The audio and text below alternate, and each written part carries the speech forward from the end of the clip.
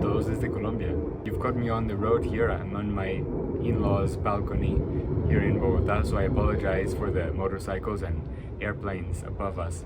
But I just wanted to take a few brief moments to thank everyone for your interest in this book, to Yusuke and Keisuke and Akishobo for your help, your interest to make this real. I can't tell you what a great honor it is that someone is interested in reading my work all the way over there. Of course, over there on the consuming part of the coffee supply chain, it's not necessary to understand what things are like over here on the producing side. So I'm really grateful and appreciative of this interest. It's been a while since I finished the original English version, probably 4 or 5 years now. So a lot of the short-term trends have changed. However, the basic structures I don't think have changed too much at all, because these have been coming since maybe 100 years or more. For anyone who's thinking about reading the book for the first time, I just wanted to explain a bit about where it comes from, what is my thinking in structuring it the way I did, and what it might be useful and not useful. So it's written mostly in kind of a hybrid narrative encyclopedia style, based on a lot of original academic, industry, and civil society research. I had been working with coffee farmers and in rural development for about 10 years when I began the book project. So I'd had the opportunity to spend quite a lot of time reading through a lot of the information that was out there, probably many thousands of pages between academic literature and different industry reports. And I thought I had gotten a pretty good grasp of the different dynamics at play. I noticed that a lot of other people on the consuming side of the world and the coffee chain probably didn't have the time to read through 2,000 or 3,000 pages of things and spend the time that I had been able to spend with people learning about these issues. So I thought I would put all of this together, guided by my own experience, of course, but trying to rely on other sources of original data-driven research as much as possible. So I put together this overview of as many of the sustainability issues, perspective of the farming side of the supply chain, and the different efforts toward making coffee more sustainable that have been tried. So in this book you will find an overview of all these issues and quite a lot of sources where you can go find the original research if anything really stands out and you'd like to dig a bit deeper. In the book you will not find the solution to everything that's wrong with coffee. One, because I don't think what is wrong is consistent for everyone. What a possible better future would look like is also not the same for everyone. And therefore any kind of solution to any problem that anyone may perceive and what a solved future world might look like would of course be different. But I hope that through the pages of the book you can begin to understand the perspective of the other people that have to do with bringing you coffee every day, the challenges that they face. And I hope that through this we can build a bit more empathy between all of the different actors, despite the long distances between us. I finished writing the original English version of the book about 4 or 5 years ago now, I think. So the manifestations of the structures described here have evolved, and we have seen different movements with pricing, with quality trends, etc. But of course the structures that have led to these manifestations seem to have been in place for quite many decades, if not centuries. So in that case, I think the relationships that are described here between the different actors continue to be valid.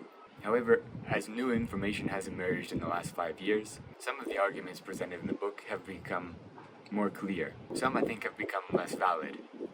But that's okay, because these descriptions and these concepts are just frames that we can use to interpret new information that comes to us every day. Despite big price fluctuations from 2020 until now, the long-term trends seem to have maintained.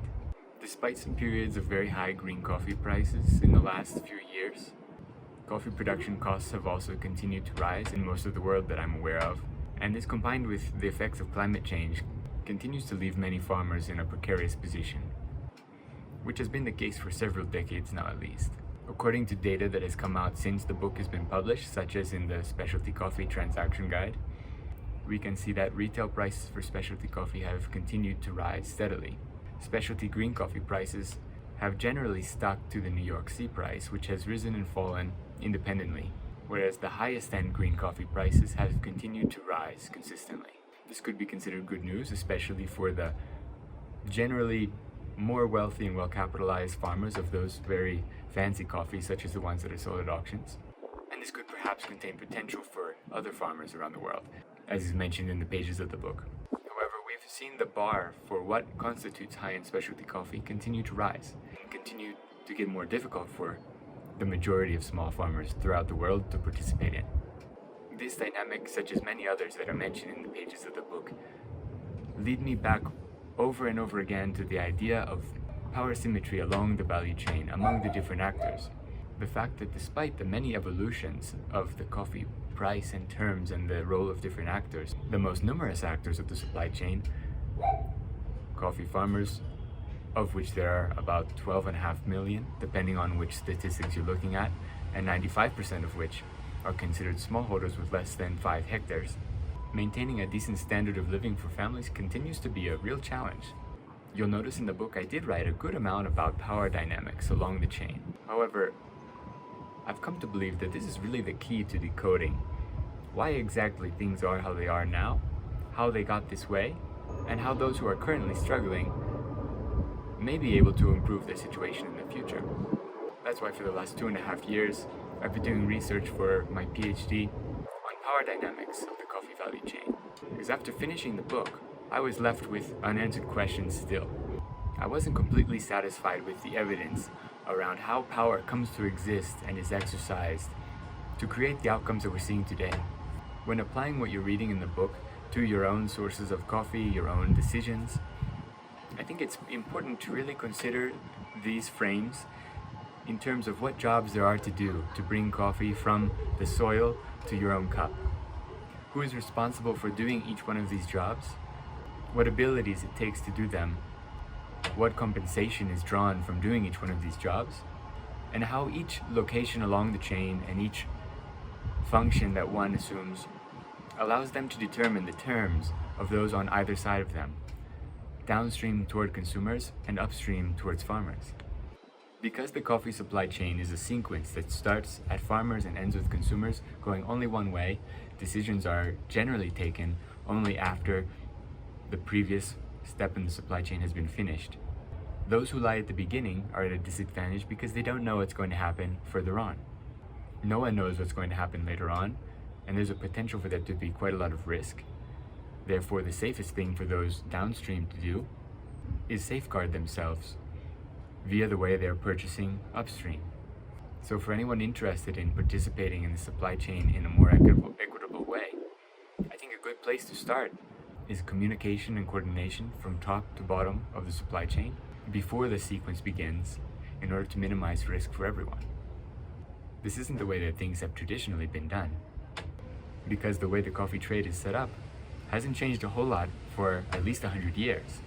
Today, with the access to technology that we have and our ability to translate languages and understand one another better, I think we have a great opportunity.